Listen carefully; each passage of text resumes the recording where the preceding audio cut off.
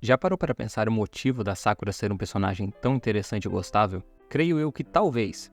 Eu mesmo, apesar de gostar muito dela desde a primeira aparição em Street Fighter Alpha 2, nunca havia parado para pensar o motivo de eu gostar tanto. Bom, talvez o motivo seja o estereótipo e arquétipo dela, mas é sobre isso que comentaremos aqui, como chegamos onde estamos e por que amamos tanto a Sakura. E talvez ver junto sobre como desenvolver uma lore em jogos de luta. Como eu já havia citado anteriormente, Sakura foi introduzida pela primeira vez em Street Fighter Alpha 2. Sim, aquele belíssimo jogo lançado para as placas CPS2, PlayStation, Sega Saturno e Super Nintendo. Só que esse daí a gente esquece. Desde a primeira introdução da personagem, já era possível ver toda a personalidade e carisma dela. Como eu venho comentando aqui no canal, e também planejo comentar em vídeo separado, a narrativa e história em jogos de luta é uma coisa difícil de se aperfeiçoar. A escolha difícil entre um modo história rico e cheio de conteúdo e um modo competitivo relevante vem se tornando cada dia mais um divisor de águas. Na data desse vídeo, fomos agraciados com alguns jogos que felizmente fazem isso de maneira agradável.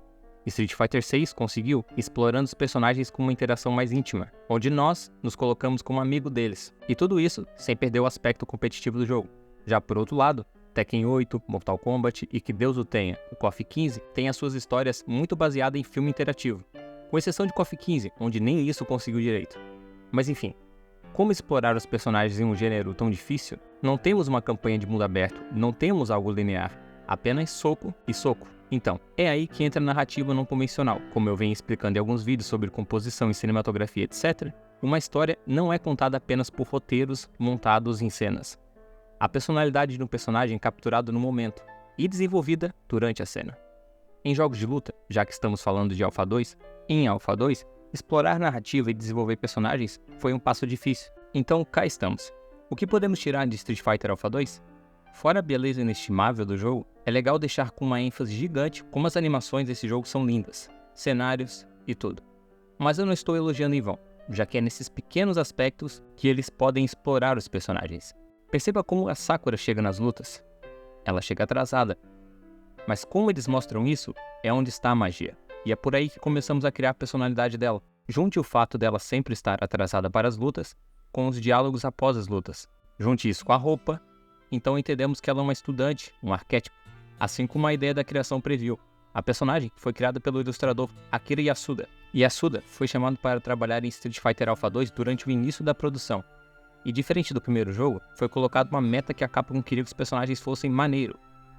Então, como eles mesmos disseram, personagens como Honda estariam de fora, por serem esquisitos. Com isso em mente, ele foi desenhando a nossa menina, aparentemente rejeitado na primeira tentativa, mas aceito logo em seguida. Ele conseguiu a inclusão da nova personagem no jogo, e por incrível que pareça, a inseriu como uma personagem comum, com roupas de uniforme inspiradas em Sailor Moon ou qualquer outro anime da época.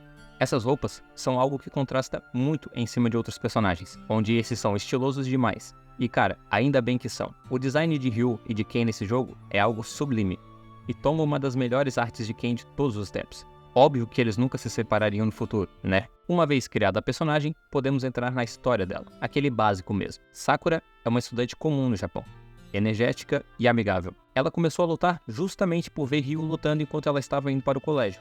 A partir daí, passou a imitar o estilo dele.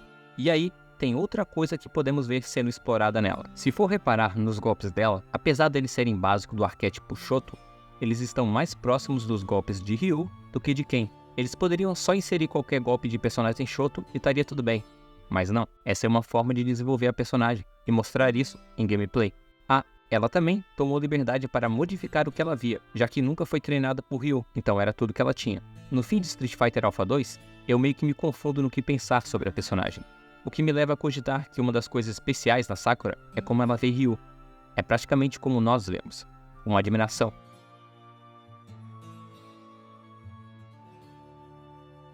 Sakura pede para ser treinada por ele, mas ele responde, como que vai treinar alguém se ele ainda está aprendendo por si só? E segue no seu caminho solitário.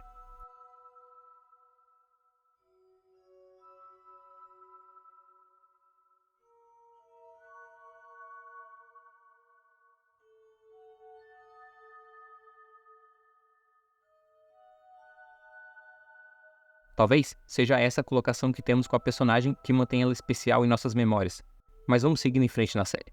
no auge dos seus 16 anos, e não vamos levar a idade tão a sério aqui, porque nessa série as idades são a coisa mais complicada do mundo, em Alpha 3, Sakura decide viajar pelo mundo para ir atrás de Ryu novamente, e finalmente descobrir sobre o que se trata a luta de rua.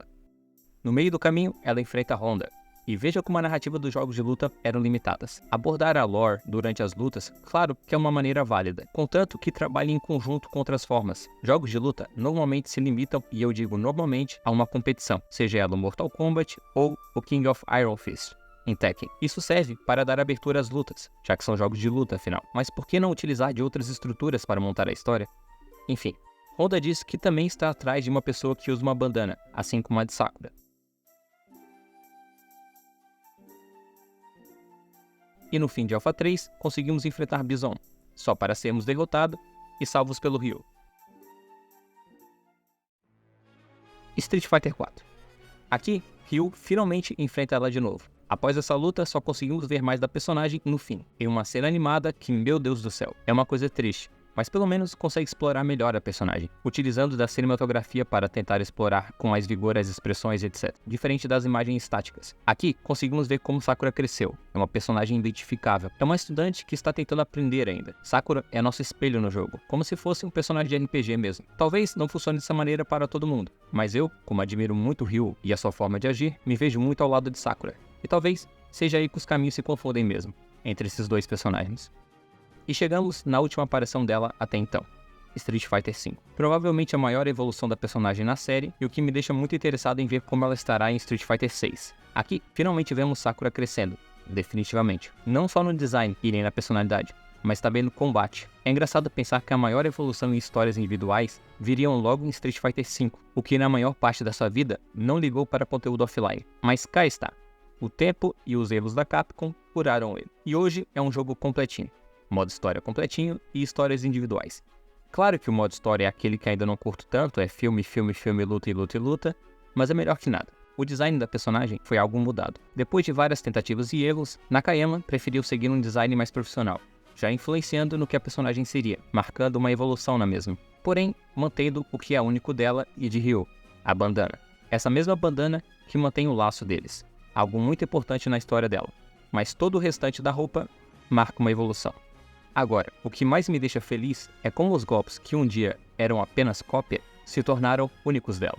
O Tatsumaki Senpukyaku, algo como tornado de pernas, agora é Shunpukyaku, algo como brisa de primavera e pernas, algo assim. O que é importante é como as características da personagem se colocaram nas habilidades dela, e isso vinha se criando desde os alfas, mas só se tornou evidente agora. Na história desses dois em si, é onde vemos mais da personagem sendo desenvolvida, mesmo que em slides. Aqui, vemos ela se perguntando se esse caminho de apenas buscar força para toda a vida é válido, ou se ela deveria focar em coisas mais básicas, um trabalho, um marido, filhos, etc. Ela até comenta isso com Ryu mesmo, no final. Ela diz que não importa o quão forte você fique, no final de nossas vidas, todos vamos morrer. Isso cria uma ideia para Ryu. Ele precisa deixar seus aprendizados de alguma maneira. Ele deveria formar laços. Felizmente, ele entende que laços é um tipo de força também, só que acaba por aí. O que acho interessante é que entrando em Street Fighter VI, Ryu aceita discípulos. Mais precisamente, nós. As menções de Sakura nesse jogo são poucas, mas conseguimos ver que aparentemente ela venceu o Ryu, e não só isso, influenciou ele também a começar a aceitar discípulos, deixando seu legado. Mas deixa tudo isso de lado. Olha como é interessante a forma de abordar a história aqui. Não mais em filmezinhos, mas sim em gameplay, em diálogos no mundo. Anda pelas cidades, conversa com os personagens, esses que tanto amamos, e aprende com eles. O melhor de tudo, de maneira orgânica. Mas fora tudo isso, temos cutscenes ótimas para exemplificar a personalidade deles. É para esse lado que jogos de luta devem ir em seu modo história. Sinceramente, algo longe dos filmes com lutas no meio, algo mais imersivo. Voltando para Ryu, ele aceitar discípulos em Street Fighter VI muito se deve a Sakura, já que quando vamos nos associar com ele, ele menciona ela e compara conosco. Afinal, somos a Sakura mesmo, sempre atrás de ficar mais forte, e assim como ela, percebemos que crescer é inevitável. Agora é aprender que precisamos ficar mais fortes em outros sentidos. Laços mais fortes. Crescer é inevitável, mas faz parte do processo de ficar mais forte. Pessoal, o que acharam do vídeo? Eu particularmente adorei fazer. Amo Street Fighter, amo jogos de luta, e abordar eles dessa forma sempre me deixa feliz. Espero muito ver a Sakura em Street Fighter 6 e que ela e Ryu finalmente fiquem fortes juntos e formem esse laço logo, antes que um deles morra. Eu vou lá, já volto.